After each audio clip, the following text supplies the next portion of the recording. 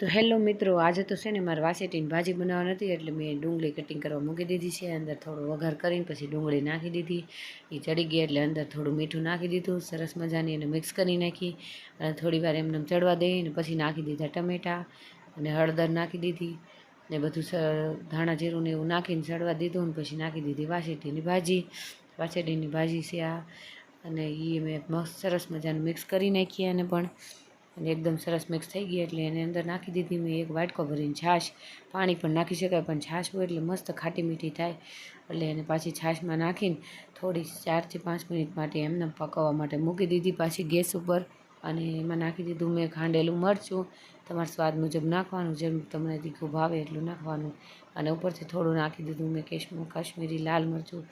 આવી રીતનું મસ્ત ટેસ્ટ ઓલો આવ્યો છે અને 5 મિનિટ હજી પકવવા દઈએ અને ઉપરથી પાછું કાશ્મીરી લાલ મરચું નાખી દીધું એટલે ટેસ્ટ આવે સરસ મજાનો. અને એને પકાવવા માટે થોડી વાર પાછી મૂકી દીધી છે અને ફાઇનલી મારી ભાજી તૈયાર થઈ ગઈ છે. તો અને ગાર્નિશ કરી નાખી મેં ધાણા નાખીને. તો કેવી લાગી મને કોમેન્ટ કરજો. Thank you.